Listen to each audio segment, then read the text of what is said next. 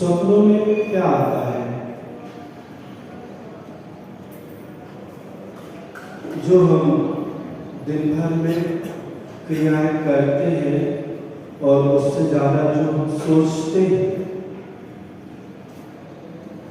दिन भर हमारा जो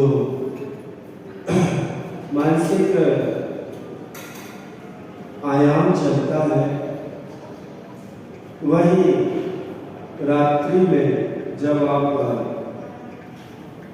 विश्राम की अवस्था में होते हैं तो वह आपके अवचेतन मन पे पड़े हुए, वह आपके विचार, वह आपकी सोच, वह आपके किए हुए क्रियाकलाप उसमें दौड़ते हैं, घूमते हैं, आपके मानस पटल पर झलकते हैं।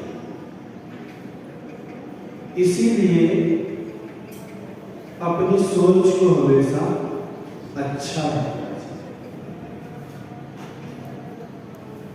अच्छा देखना अच्छा है, अच्छा बोलना अच्छा है, अच्छा सोचना अच्छा है, पर अच्छा करना सबसे अच्छा है।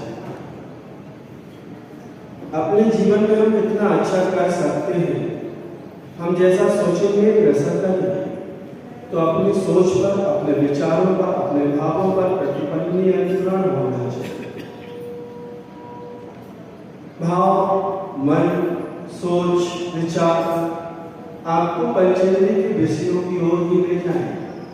अनादिकाल के संस्कार है 4 संज्ञाओं के, पंचेंद्रियों के विषयों के, पाप की क्रियाओं के, तो उसी ओर ले जाएंगे। उन पर संयम के माध्यम से, साधना के माध्यम से, तप के माध्यम से, और सबसे बड़ा संकल्प शक्ति के माध्यम से, आत्मविश्वास के माध्यम, इच्छा शक्ति के माध्यम से हम नियंत्रण स्थापित कर सकते हैं। किया है, कई लोगों ने किया है, बहुत सी भक्त आत्माओं ने किया है, अनंतानंद सिद्ध हो गए। उन सबों ने इंद्रियों के विषयों पर विजय प्राप्त की, तभी वो चित्त इंद्रिय कहा है।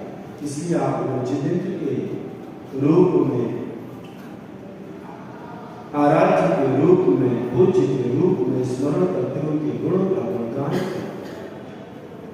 तो स्वप्न जो होते हैं वो हमारी अपनी सोच, हमारे अपने विचार ही हमें उस ओर ले जाते हैं। इनका प्रक्षालन कैसे हो?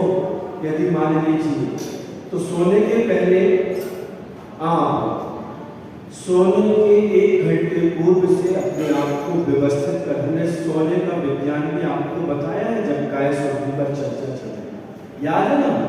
कि भूल गए? आगे पाठ, पीछे सपा, ऐसा तो नहीं है? कुछ तो होगा झलकियां हमने बोलिए तो याद आ गई। जो चीज अच्छी लगती है उसको नोट कर लेना चाहिए, क्योंकि हमारा शरीर इतना नहीं है कि हम हर चीज को अपने छोटे से, है तो बहुत बड़ा माइंड, लेकिन हम उसका उपयोग करने नहीं चाहते। इसलिए कंप्यूटर बनाया है। कंप्यूटर को भगवान मानने वाले किसी एक मानव के मस्तिष्क की ही वह खोज है, मानव के मस्तिष्क से बड़ा कुछ नहीं हो सकता। हमारे पास उपयोग हम कितना करना जानते हैं कि बहुत जरूरी है, देखना और सोचना। तो जो चीज अच्छी लगे उसको नोट करना चाहिए। वो 2-4 पॉइंट आपको उस पूरे वक्तव्य को, उस पूरे भाव भंगिमा को याद कराने के लिए पर्याप्त है। जब हम परेशान हो, तनाव में हो, मानसिक अवसाद में हो, उस समय पर हमें ये पॉइंट खोल के पढ़ लेना चाहिए। महाराज जी ने ऐसा बताया था, यत्नाचार पूर्वक चलो, यत्नाचार पूर्वक बोलो, यत्नाचार पूर्वक खाओ, यत्नाचार पूर्वक सो, यत्नाचार पूर्वक बोलो। हर क्रिया कैसे करना है? यत्नाचार पूर्वक। हम नहीं बोले, हम तो पढ़ के आचार्यों की वाणी सुना देते हैं। हम क्या बोलेंगे? बोल तो आचार्य रहे, आज से नहीं 2000 वर्ष पूर्व पहले, हजारों वर्ष पूर्व पहले तीर्थंकर जो बता रहे वो आचार्य ने नहीं किया। वो आचार्य की वाणी तो हमें नोट करना चाहिए। आप लोगों को प्रथम दिन एक कापी मिली थी, एक पेन मिला था, उसके बाद अब ये भाग 1 वर्तमान योग के उस पन्ने में फाइल में लगते हैं, कुछ लोग कल भाग 2 के चरमान योग के भी लिए गए। तो सब व्यवस्थित बस्ता बनाओ, पाठशाला आते तो बस्ता लेके जाना चाहिए, है? नहीं तो क्या आगे पाठ पीछे सपाट। चलो आगे चलते हैं। तो स्वप्न जो आते हैं तो हमें 1 घंटे पूर्व सभी बाहर जो भी क्रियाएं आती हैं उन पर विराम लगा देना चाहिए। चाहे वह टीवी हो, चाहे वह मोबाइल हो, चाहे मनोरंजन के अन्य कोई साधन हो, कम से कम 1 घंटे पूर्व। अगर आप अच्छी रात्रि व्यतीत करना चाहते हैं, रात्रि में सोते समय भी ये शरीर दिन भर की अपेक्षा ज्यादा ऊर्जा ग्रहण करता है, तो वह रात्रि बहुत अच्छी हो, हमारे उस समय विभाव भंगिमा विचार अच्छे हो तो हम अच्छी सकारात्मक ऊर्जा को ग्रहण करेंगे। तो सोने के पूर्व आलोचना पाठ पढ़िए, मेरी भावना पढ़िए, 12 भावना पढ़िए, वैराग्य भावना पढ़िए। प्रतिक्रमण कितने लोग कर रहे हैं? हाथ उठाओ। सोने के पूर्व प्रतिक्रमण जो लोग ने नहीं उठाए हाथ, आज से चालू कर देना। आप लोग अच्छे बच्चे हैं, खुराई में बहुत अच्छे बच्चे हैं, एक बार में बात मान लेते हैं, आज से चालू कर। शाम को रात में सोने के पहले अपने पापों का प्रक्षालन की सबसे उत्तम व्यवस्था है प्रतिक्रमण। नहीं किया तो समझ लो, मान लो, सोते सोते चले गए, 9 बार 9 बार कोई पढ़ना है, प्रतिक्रमण पढ़ने वाला तो बोलना है सब प्रकार के आहार का त्याग, जितना परिग्रह पास में उसके अलावा सबका त्याग, जब तक सो के उठ जाएंगे। और जितनी आज बंधन में गलतियां उन सबसे क्षमा, सबको क्षमा, जय जय। इतने जो करना है, 1 मिनट का प्रतिक्रमण किया है आपने, अब इससे छोटा प्रतिक्रमण नहीं हो सकता। फिर तो इतने हमने बोला सबसे क्षमा, सबको क्षमा। तो 1 मिनट को अपने लिए दे दिया करो। अगर अच्छी रात्रि व्यतीत करना है, अच्छे स्वप्न देखना है, अच्छे भाव विचार रखना है, तो कुछ उसके लिए पुरुषार्थ भी आपको करना पड़ेगा। अब पक्षी खेलते खेलते सो रहे हो, मूवी देखते देखते सो रहे हो, कहानी घर घर की देखते देखते सो रहे हो, तो वही पिक्चर दिमाग में चलेगी रात में, कोई सपनों में आएगी। मन वचन काया तीनों काम कर रहे हैं, वो प्रतिपल करने का बंद होता है। पहले दिन से अभी तक 100 बार बोल चुका हूँ। प्रतिपल सोते उठते जागते बैठते सोच लो क्या हुआ। माइनस मार्किंग चल रही है, जीवन जीने की कला आनी चाहिए। सोना भी एक विज्ञान है, शयन कैसे करें यदि 4 लोगों को पता है। 10 दिन लिए हैं काय शुद्धि के लिए, लगभग छोटा मोटा समय। तो सोने के पूर्व एक ब्रह्मकार की माला हो, प्रतिक्रमण हो, आलोचना पाठ हो, वैराग्य भावना, 12 भावनाएं हो, ये हमारे मानस पटल को था क्या करते हैं, निर्मलीकरण, शुद्धिकरण करने की। जो दिन भर का कचरा है उसकी सफाई। स्वच्छ भारत अभियान चल रहा है, स्वच्छ मानव अभियान बनाते हैं, स्वच्छ मानस अभियान सोने के लिए। तो इस प्रकार से आपको प्रतिदिन ये क्रियाएं करके, और हो सके तो ऊर्जा प्रवाह ध्यान आदि भी आप 10 मिनट कर लें। मतलब 1 घंटे उसमें 2 धर्म की क्रियाओं में धर्म ध्यान, ताकि आगे की जो यात्रा है रात्रि की वो अच्छे से मिले। स्वप्नों में कल हमने आपको बताया था कि रात्रि में किस समय देखे हुए सपनों का फल कब मिलता है। 2 पक्ष होते हैं वहां में, उन पक्षों की तिथियों में भी अलग अलग तिथियों में अलग अलग महत्व होता है। आपको देखे हुए स्वप्नों का समय कम है, इसलिए हम कुछ विशेष आपको बता देते हैं कि शुक्ल पक्ष की षष्ठी से 10वीं तक जो भी आप स्वप्न देखते हैं वह शीघ्र फल प्रदान करने वाले होते हैं और ये स्वप्न सत्य होते हैं। शुक्ल पक्ष की पूर्णिमा का स्वप्न अवश्य ही फलीभूत होता है। और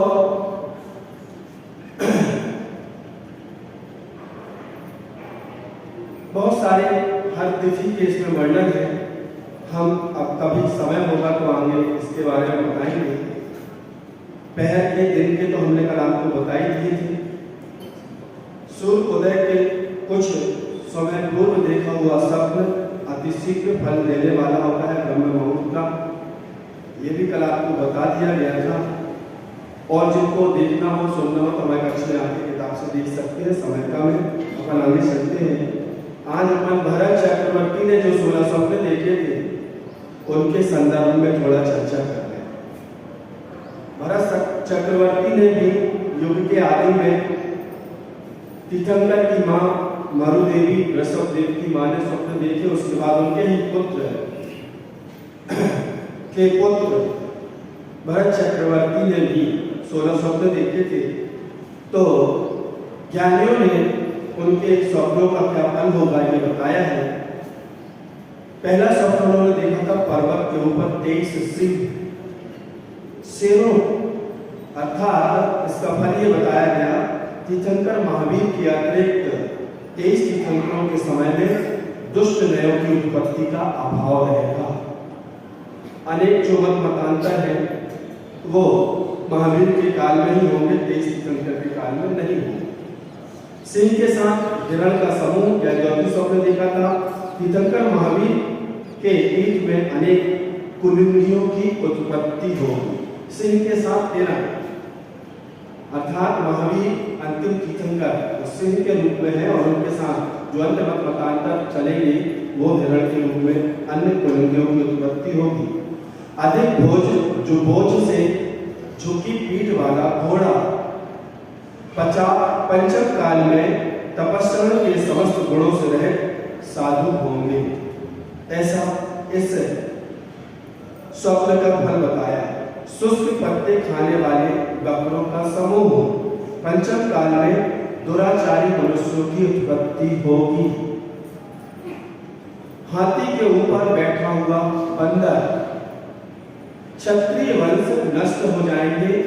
इसका ये फल है कि क्षत्रिय वंश नष्ट हो जाएंगे और निम्न कुल वाले इस पृथ्वी का पालन करेंगे, शासन करेंगे।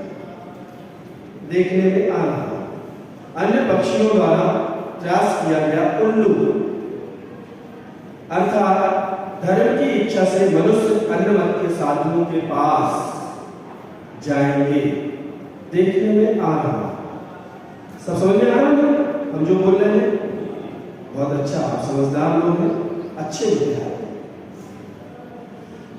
अन्य पक्षियों के द्वारा त्रास अर्थात सताया हुआ उल्लू देखने का फल क्या बताया है कि धर्म की इच्छा से मनुष्य कहां जाएंगे? अन्य मत के साधुओं के पास जाएंगे। आनंद करते भूत, नाचते गाते भूत अर्थात पंचम काल में बेहतर देवों की पूजा होगी। भरत चक्रवर्ती के स्वप्न दिख रहे हैं ना? आप लोग पंचम काल में हो, ऐसा कुछ घटित हो रहा है जिसको बताया जा रहा है? आप लोग सब यथार्थ में देख रहे हैं, अनुभव कर रहे हैं। युग के आदि में ये भरत चक्रवर्ती ने स्वप्न देख लिए और उस समय इनका फल लिख दिया गया। मध्य भाग में सूखा हुआ तालाब यह बता रहा है यह फल, यह धर्म आर्य क्षेत्र में न रहकर मलेच्छ देश के लोगों में रहेगा। जैसे जैसे आज विदेशों में शाकाहार का प्रयोग बढ़ रहा है, भारतीय संस्कृति का प्रयोग बढ़ रहा है एवं जहाँ तीर्थ क्षेत्र है वहाँ जैन समाज नहीं है। ये सब देखने में आ रहा है ना? हाँ, तो मध्य क्षेत्र में सूखा हुआ तालाब अर्थात आर्य क्षेत्र में न रहकर मलेच्छ देशों में सब भाग रहे हैं विदेश की ओर। सबको कहाँ जा रहे हैं? हाँ, देख लो, देखा है सब पहले से। मने रत्न राशि अर्थात पंचम काल में रीतिधारी मुनियों का अभाव होगा। इस काल में रीतिधारी मुनि नहीं हो सकते। कुत्ते का नैवेद्य आदि से सत्कार, कुत्ते को उत्तम उत्तम भोग की वस्तु में नैवेद्य आदि अर्पित करना, सत्कार करना अर्थात गुणी पात्रों के समान अगुणी पात्रों का भी क्या होगा? सम्मान होगा। गुणों की पूजा कम हो रही है, गुणवानों की पूजा कम, किनकी? जिनके पास अवगुण है उनकी जय जयकार। पंचम का जवान बैल, पुष्ट जवान बैल, इस स्वप्न का अर्थ बताया था कि पंचम काल में मुनि अवस्था को धारण करने वाले तरुण ही होंगे, युवा होंगे। आचार्य विद्यासागर महाराज ने इस स्वप्न को सार्थक और सही करके बता दिया कि युवा ही होंगे। मंडल से युक्त चंद्रमा अर्थात अवधि ज्ञान व मदह पर्याय ज्ञान का अभाव होगा। अभी नहीं होते, दोनों ज्ञानधारी नहीं होते। जिनकी शोभा नष्ट हो रही हो ऐसे तो बैल अर्थात एकल विहारी का अभाव अर्थात पंचम काल में मुनि अकेले विहार करने वाले नहीं होंगे। चतुर्थ काल में तो एकल विहारी होते थे, चले गए जंगल में, वन में बैठ गए, तपस्या कर रहे। लेकिन पंचम काल है कि सेना है, इसलिए अकेले एकल विहार करने वाले मुनि नहीं होंगे। मेघों से आवृत समूह अर्थात केवल ज्ञान का अभाव होगा। छाया से रहित सूखा वृक्ष अर्थात स्त्री पुरुष चरित्र से भ्रष्ट होंगे। छाया रहित सूखा वृक्ष ये बता रहा है कि पंचम काल के जो स्त्री और पुरुष होंगे वह बहुत विरले, जो अपने चारित्र का मान सम्मान बहुमान रख पाए, अपने शील की रक्षा कर पाए, विरले होंगे। ये सब चारित्र से भ्रष्ट होंगे। देखने में आ रहा है आप लोग खूब बच्चों को बाहर पढ़ने भेज रहे हो और आजकल हर चीज नॉर्मल हो गई, घूमना फिरना नॉर्मल हो गया है। विपरीत लिंग वालों का स्त्री का पुरुष के साथ, पुरुष का स्त्री के साथ, शील का कोई महत्व नहीं बचा है। व्यसनों को करने में कोई बुराई नहीं है। एक पुरुष के साथ घूमना, दो के साथ घूमना, चार के साथ घूमना, क्या खराबी है। शील व्रत का कोई महत्व ही नहीं बचा। आजकल तो नॉर्मल है, फैशन है। अगर चार मित्र नहीं हो तो काय क्या जीवन, घूमना फिरना, खाना पीना, उठना बैठना, सोना सब नॉर्मल हो गया। ये सब तो चलता है। कहाँ नदियां से पुरानी सोच के साथ जिए। नए जमाने के नए लोग शील के महत्व को समझिए। लड़कों से आगे लड़कियां हो, उदाहरण है हमारे पास, जितने चाहिए उतने देते। हम भोपाल में भी चातुर्मास करके आए और हम इंदौर में भी 4 महीने रहे। आपके घर की बेटियां बच्चे यहाँ पर परतंत्र रहते, वहां जाकर स्वतंत्र हो जाए, स्वच्छंद हो जाए, कोई देखने वाला नहीं, कोई बोलने वाला नहीं, जो करना है सो। ये तो स्थिति। सिगरेट, बियर, शराब ये तो नॉर्मल है। बेटे छोड़ बेटियां भी आ गई। उदाहरण है ना, जैन समाज के बच्चे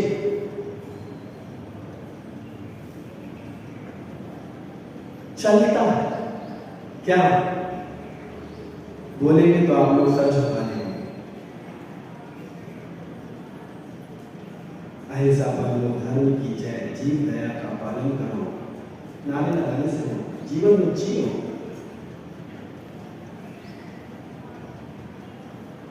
खाने पीने में भी कोई परहेज नहीं बचा।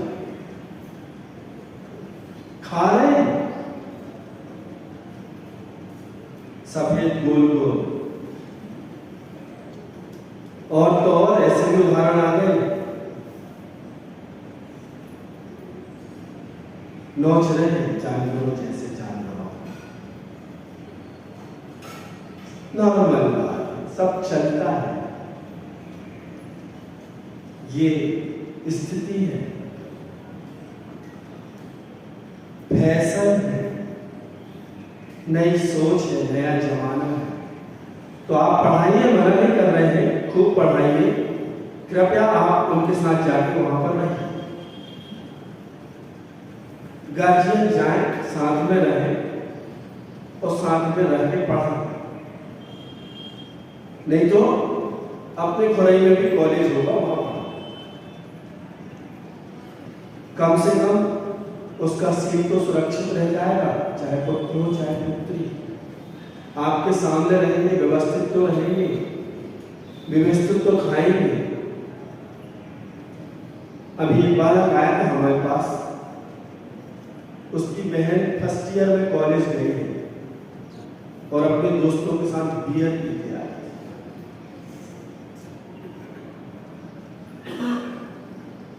बताओ, वो हमारे पास आके बैठे हो। आज बियर एक व्यसन आएगा, सातों के दरवाजे बिल्कुल एक दिवाली खुलते जाएंगे।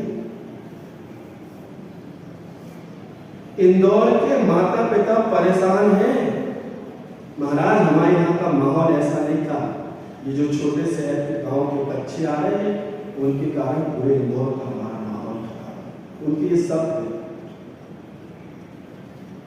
तो अपन आगे चलते हैं। छाया सूखा वृक्ष स्त्रियों पर चरित्र से वृक्ष रहेंगे। जीर्ण पत्तों का समूह अर्थात महा औषधियों का रस नष्ट होगा। अब औषधियां तो क्या, आपका जो अन्न है ना, जो आपको जीवन देता है, उसमें भी कोई सत्व तो नहीं बचता, सब रसहीन है, भूसा खा रहे तुम लोग। इन सपनों को इस प्रकार फल देने वाले और दूर अर्थात आगामी पंचम काल में फल देने वाला जानना चाहिए, ऐसा महापुराणकार ने लिखा है। तो आज अपन यही रखते हैं। अंतिम सम्राट चंद्रगुप्त मौर्य के स्वप्नों को अपन कल सुनेंगे। अपन आगे चलते हैं। कल के प्रश्न कहां तक हो गए थे? 10 माता के 10 स्वप्न हो गए। 11 से आज पूछ रहे हैं, है ना? कुछ चीटिंग नहीं करेगा, एक दूसरे को नहीं बताएगा, सब याद करके आए हैं, अच्छे से बताएंगे। तीर्थंकर की माता को स्वप्न में धूम रहित अग्नि देखने का क्या फल बताया था? हाँ तो खाएंगे।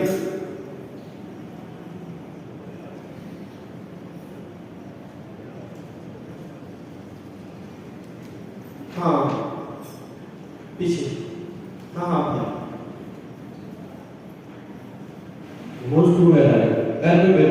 रहेगा। बहुत अच्छा। यह अष्ट कर्मों को नष्ट करने वाला, कर्म के विध्वंस करने वाला होगा। ऋषभनाथ भगवान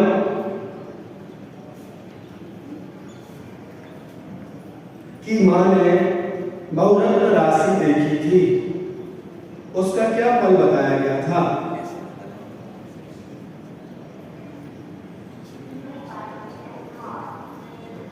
हाँ पीछे जोर से बोलिए। गुणों का खजाना। बहुत अच्छा। यह जो आने वाला बालक होगा, यह गुणों का खजाना होगा। तीर्थंकर की मां ने नागेंद्र भवन को देखा, उसका क्या फल होगा?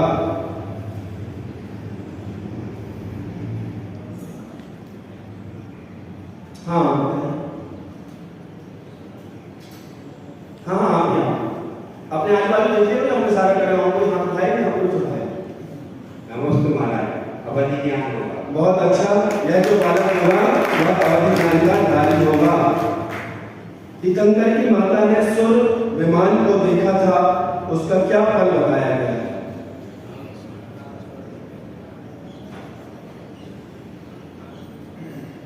हाँ बताइए।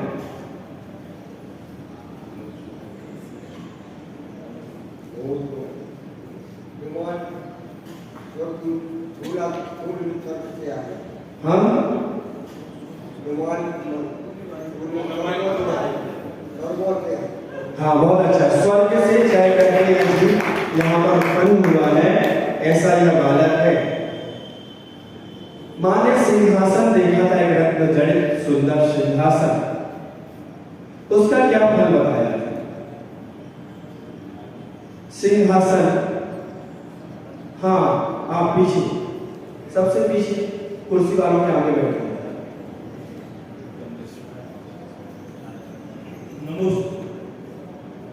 सिंहासन देखने का फल था वह उत्तम राज्य को प्राप्त करेगा। बहुत अच्छा।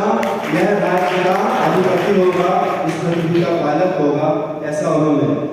माता को जो सागर देखा था, विशाल सागर, उसका क्या फल होगा?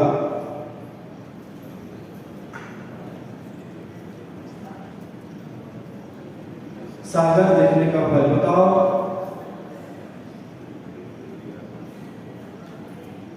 हाँ बताइए। हाँ आप नहीं बैठा, पहले वाले बैठो, पीछे वाले।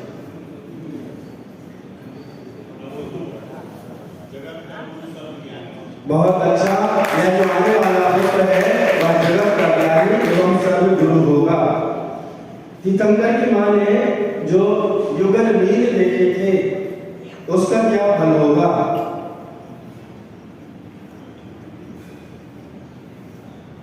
युगल मील शायद ये प्रश्न रिपीट हो रहा है, कल भी हुआ है ना? हाँ, आप ही बता दो, रिपीट है।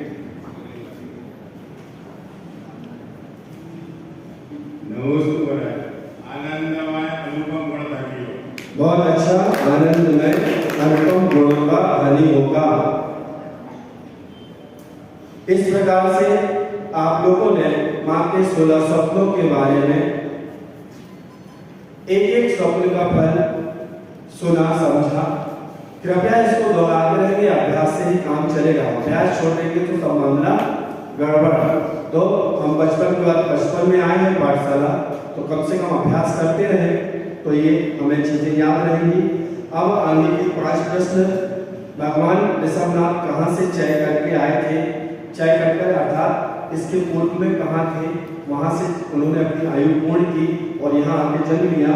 तो भगवान ऋषभनाथ सर्वार्थ सिद्धि भगवान से चय करके यहाँ पर आए थे। भगवान ऋषभनाथ की माता और पिता का क्या नाम था? तो उनकी माता और पिता का नाम आप रोज रोज सुन रहे हैं, याद होते होगा, मरुदेवी और नाभी राय। ऋषभनाथ भगवान के साथ कितने हजार राजाओं ने दीक्षा ली थी? 4000 राजाओं ने दीक्षा ली थी। ऋषभनाथ भगवान की प्रथम पालना किसके यहाँ हुई थी? ऋषभनाथ भगवान की प्रथम पालना राजा सोम एवं श्रेयांश के यहाँ पर हुई थी, वह भी इक्षु रस के साथ। भगवान ऋषभदेव के धर्म संघ में कितने गणधर थे? भगवान ऋषभदेव के धर्म संघ में 84 गणधर थे। ये 5 प्रश्न कल आप लोग अभ्यास करके आएंगे। अपन आगे चलते हैं। आप लोगों को ध्यान करना है। कल आप लोगों ने ध्यान के बारे में सुना, खड़े हो जाओ, कितने अच्छे हो आप लोग।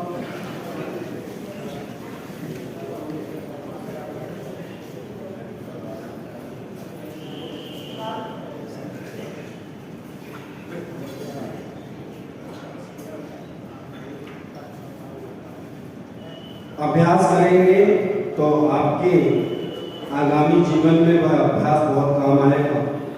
इसलिए यहाँ जो भी बताया जा रहा है वो आपके जीवन के लिए बहुत उपयोगी है।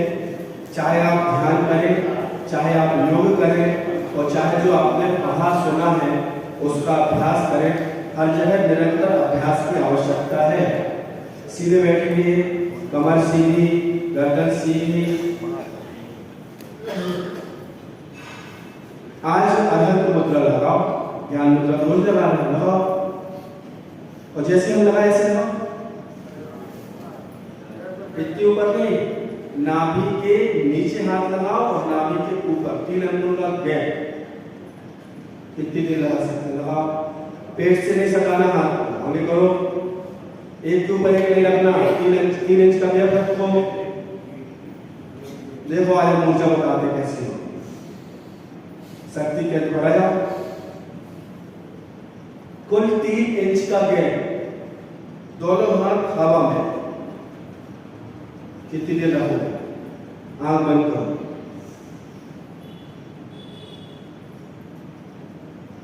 अपने मस्तिष्क से समस्त शरीर के अवयवों को संदेश दीजिए।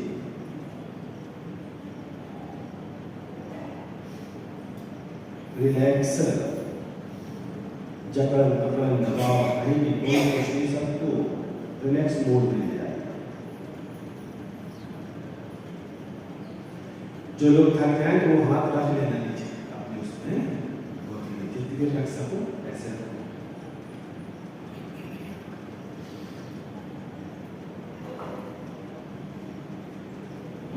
ओंकार केंद्र पर स्थापित कीजिए।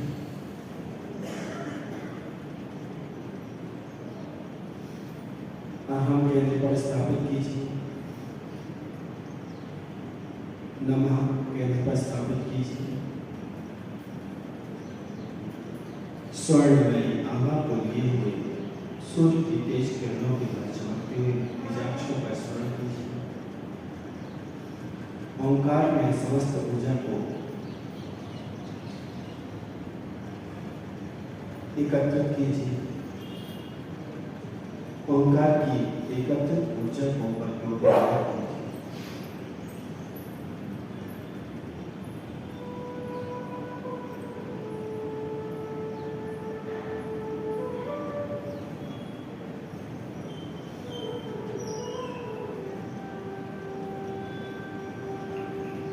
विशुद्धि केंद्र, आनंद केंद्र, विशुद्धि केंद्र, ऐश्वर्य केंद्र, सिद्धि केंद्र तक ऊर्जा को ले जाइए।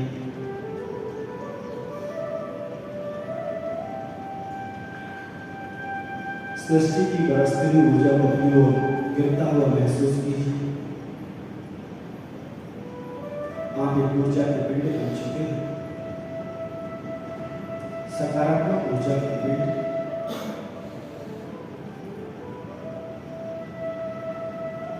रंग सहित पंचमुद्रा ध्यान। अपने चित्र को अपने ऐश्वर्य केंद्र पर ले जाइए। कल आप लोगों ने जिस ध्यान को देखा था आज उसे करना है। अनंतों की शरण में चलेंगे। ऐश्वर्य केंद्र पर सफेद रंग के साथ नमो अरिहंताणम इस महामंत्र को स्थापित कीजिए।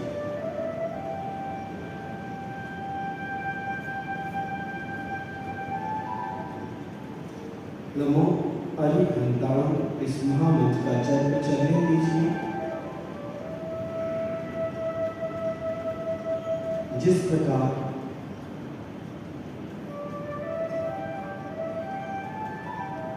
पूर्णिमा का चंद्रमा अपनी चांदनी से इस सृष्टि को सरोवर कर देता है, वैसे ही एक बिंदु को वहां से प्रस्फुटित कीजिए। नमो अरिहंताणम का अंतर जप चलने दीजिए। धीरे धीरे आप देखेंगे कि वह चंद्रमा की चांदनी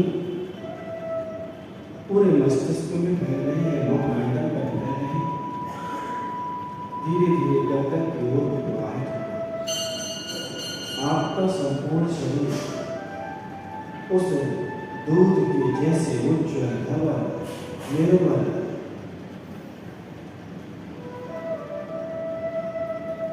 चंद्रमा की चांदनी की तरह बिखर रहा है, फैल रहा है। एक बार स्क्रीन को देख लीजिए। आपको संपूर्ण शरीर इस वाइट सफेद रंग की ऊर्जा में नमो अरिहंताणम।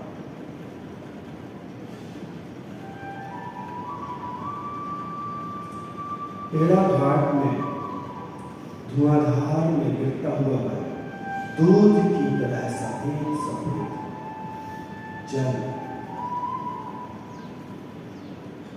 ऐसे ही संपूर्ण शरीर में सफेद सफेद ऊर्जा। आपका पूरा शरीर उस सफेद ऊर्जा में हो चुका है। आप अंतरंग और बहिरंग से स्वच्छ धवल उज्ज्वल निर्मल हो चुके। नमो अरिहंताणम।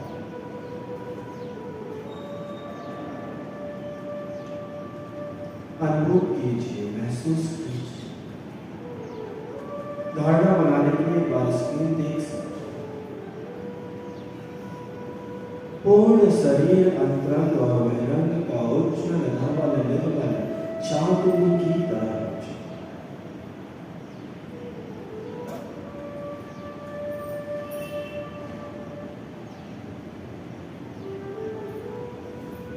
अपने चित्र को अपने सिद्धि केंद्र पर ले जाइए। वहां पर एक लाल रंग का सूक्ष्म बिंदु है, उसको देखने का प्रयास कीजिए। सिद्धों के गुणों का स्मरण कीजिए। नमो सिद्धाणम इस महामंत्र को वहां पर लाल रंग की मन रूपी कलम से उत्कीर्ण लिखी। नमो सिद्धार्थ मंत्र का जाप चलिए। अपने चित्त को केंद्र पर केंद्रित कीजिए। जिस प्रकार बाल भानु उदित होता हुआ सूर्य लाल लाल होता है, ऐसे ही यह बिंदु लाल लाल अपनी आमा को धीरे धीरे प्रकट कर रहा दिखेगा। महसूस कीजिए, अनुभव कीजिए। आप शरीर के सर्वोत्कृष्ट केंद्र सिद्धि केंद्र पर ध्यान धारणा की सर्वोच्च सिद्धि इसी तरह से ये शरीर का सबसे पावरफुल केंद्र। देखिए वह लाल लाल उदित होता हुआ सूर्य अपनी आंखों को और बिखेर रहा है। आपका मस्तिष्क, मुखमंडल, गर्दन, पीठ, पेट, छाती, दोनों हाथ, दोनों पैर उस लाल लाल लालिमा से लालित हो। आपका संपूर्ण अंतरंग और बहिरंग शरीर उस लालिमा मय हो गया। नमो सिद्धार्थ, नमो सिद्धार्थ। अंतर चलने दीजिए। प्रवाहित होती हुई उस विद्युत की तरह ऊर्जा को महसूस कीजिए, अनुभूत कीजिए। संपूर्ण बहिरंग और अंतरंग शरीर लाल लाल आभा को लिए हुए। एक बार स्क्रीन पर धारणा अच्छी बन रहा है। तुरंत आंख बंद करें। नमो लोय, नमो सिद्धार्थ।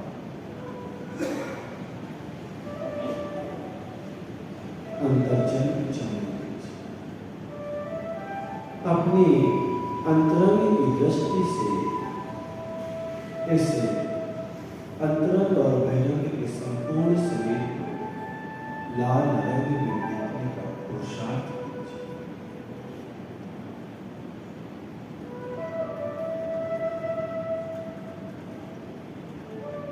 नमो सिद्धार्थ, नमो सिद्धार्थ। आपका संपूर्ण शरीर अंतरंग और बहिरंग से लाल लाल आभा को लिए हुए हो। आप चित्तों की ऊर्जा से ओतप्रोत हो चुके। अपने चित्त को अपनी विशुद्धि केंद्र ग्रीवा पर ले जाइए। आचार्यों की शरण में चलिए। महामंत्र नमो आयर्याणम का स्मरण कीजिए। इस केंद्र पर उत्कीर्ण कीजिए, लिखिए। मन रूपी कलम से, पीले रंग की कलम से नमो आयर्याणम। केंद्र पर पीले बिंदु को देखिए। वह छोटा सा बिंदु ऊर्जा का केंद्र धीरे धीरे प्रस्फुटित हो रहा है। उसकी आवाज, उसका ओज, उसका तेज और निखार को प्राप्त हो रहा है। जिस प्रकार दोपहर का सूर्य चमकता दमकता है,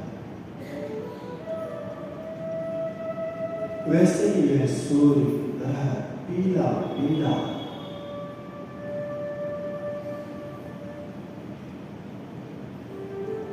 चमक रहा, दमक रहा।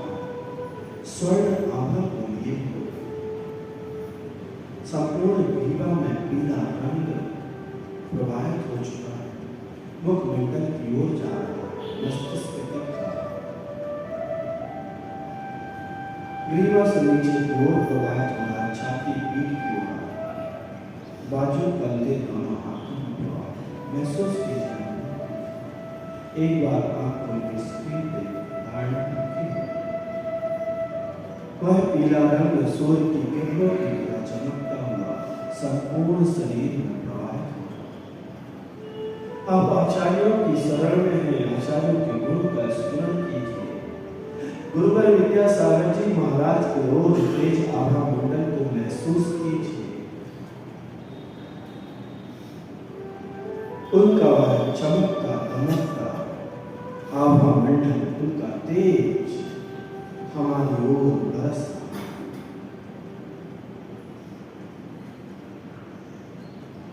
पूरा शरीर स्वर्णमयी आभा को लिए सूर्य की तरह चमका।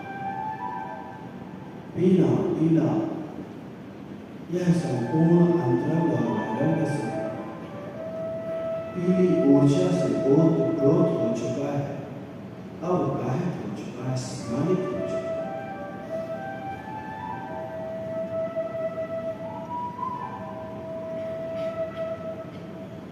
संपूर्ण शरीर की नकारात्मकता बाहर जा रही है। मैं सकारात्मकता की ओर, मैं सकारात्मक ऊर्जा का पिंड हूं। आचार्यों की शरण में हूं, नमो आए यार, इस मंत्र का जन्म चलने दीजिए। इस प्रक्रिया को कम से कम 9 बार प्रतिदिन आप जब भी आप माला फेर रहे हैं, आपका मन यहाँ वहां जा रहा है, तुरंत इस प्रक्रिया में लगा दो, आपका मन स्थिर हो जाए। उस चित्त को, उस मन को लाकर उस केंद्र पर केंद्रीभूत कर प्रक्रिया में शामिल कर दो। अपने आप वह नियंत्रण में आ जाए। नमो आये यार, नमो आये यार। अपने चित्त को अपने विशुद्धि केंद्र पर ले जाए, आनंद केंद्र पर ले जाए। आपका हृदय स्थान, आपका रोम रोम रोमांचित हो रहा, आनंदमय हो रहा, हर्षोल्लास हो रहा। देखिए आप हृदय स्तर पर सूक्ष्म हरे रंग का केंद्र बिंदु,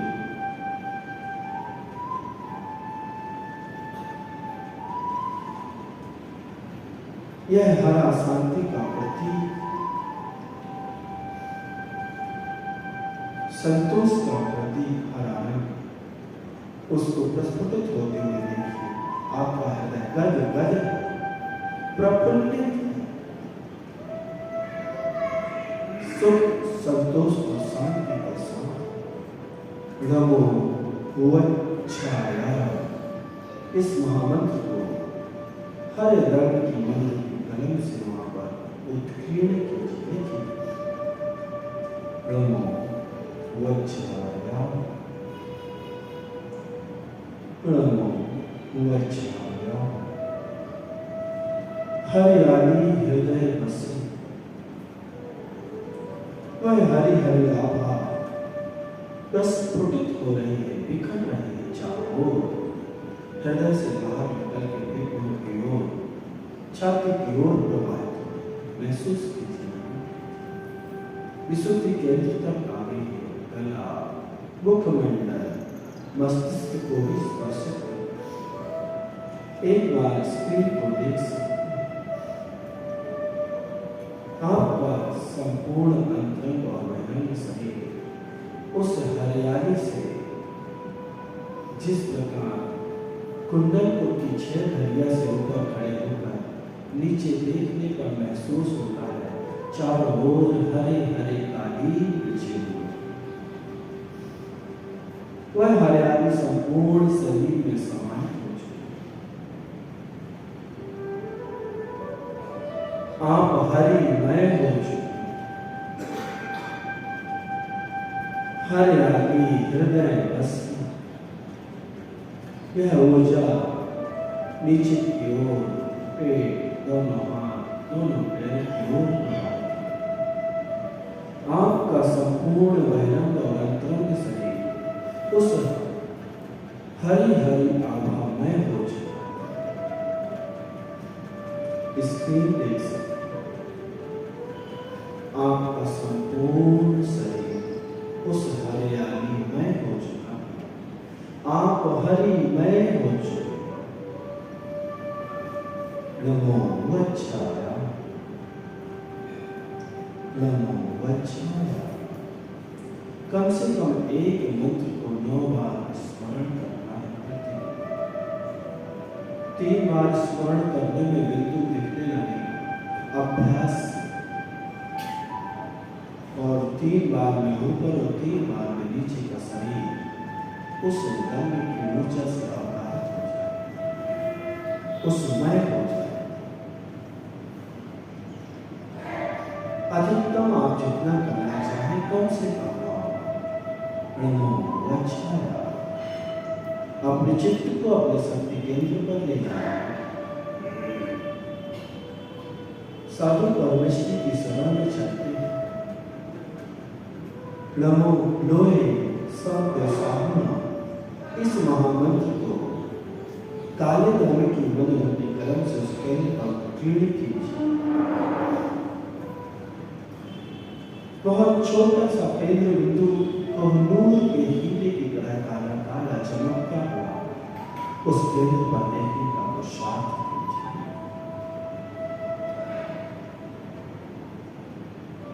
काले रंग की भी अपनी आभा होती है, अपना एक तेज होता है। नमो लोहे सत्य साधना। जितने भी मानसिक तनाव हैं, जितने भी मानसिक विकार हैं, जितनी भी नकारात्मकताएं हैं, काला रंग सबके ऊपर चढ़ जाता है, सबको बाहर कर देता है। हर रंग के ऊपर काला रंग चढ़ जाता है। ऐसे ही हमारे मानसिक विकार, तनावों, अवसादों को, निराशा, हताशा को उस काले रंग से बाहर कीजिए। नमो लोहे सत्य साधना। धीरे धीरे उस ऊर्जा को ऊपर के रंगों की ओर ले जाइए। आनंद केंद्र, विशुद्धि केंद्र, ऐश्वर्य सिद्धि केंद्र तक लाइए। नमो लोहे सत्य साधना। ऊर्जा ऊपर की ओर प्रवाहित हो। संपूर्ण ऊपर का अंग काला काला, सभी नकारात्मकताएं उस काले रंग में ढक गई हैं, बाहर हो। दोनों हाथ, छाती, पेट, पीठ, दोनों पैर भी उसी रंग में रंग रहे। काले रंग की इस ऊर्जा को अमावस के वह काले काले रात उसी तरह संपूर्ण शरीर उस काली काली ऊर्जामय हो। एक बार स्क्रीन देख सकते धारणा करके नमो लोहे सत्य साधना।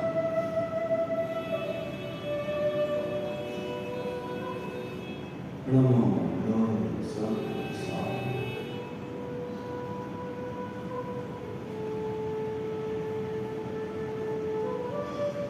अपने चित्त को अपनी श्वासों पर ले जाए। सहज रूप से देखिए श्वास आ रही है, जा रही है।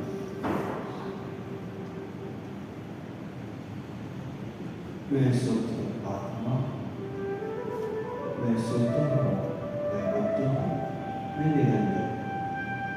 शुद्ध हूँ, बुद्ध हूँ, निरंजन हूँ, सोहम सोहम सोहम का जय जय।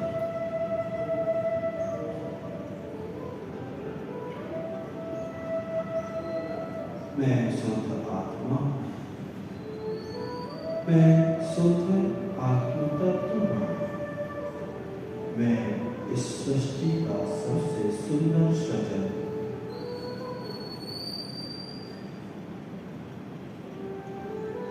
मैं सकारात्मक ऊर्जा का पिंड हूँ।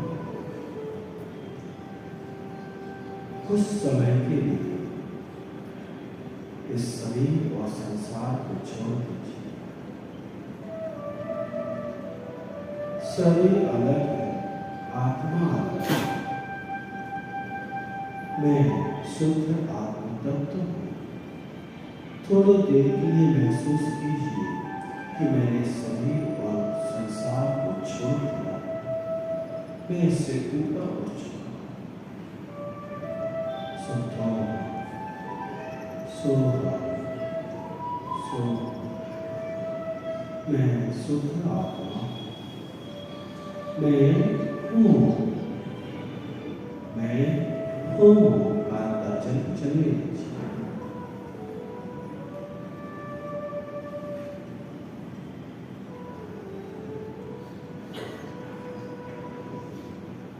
ओंकार का नाम करें।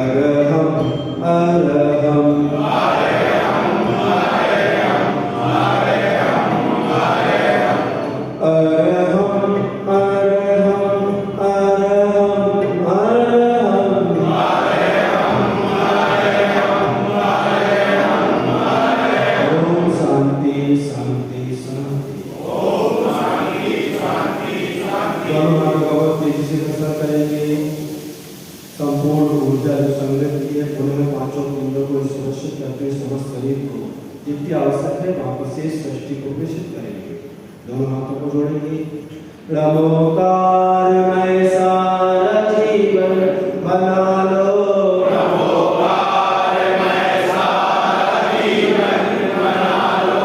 महामंत्र से चेतना को सजा लो,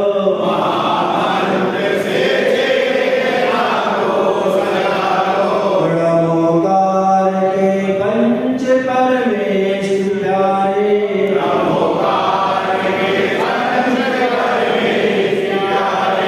बड़े शुद्ध भावों से जग में है न्यारे,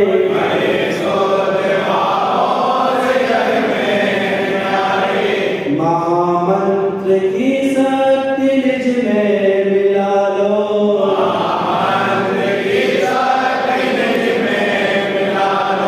महामंत्र से चेतना को सजा लो,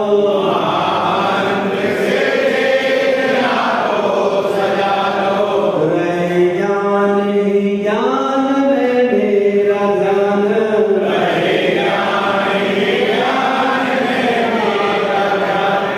महामंत्र सब दुख हर ले मान,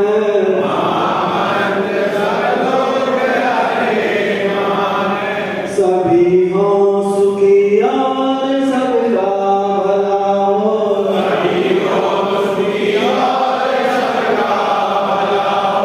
महामंत्र से चेतना को सजा लो,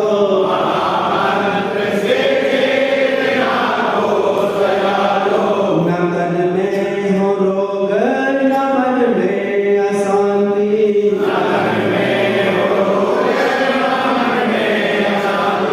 हो सारे जहां में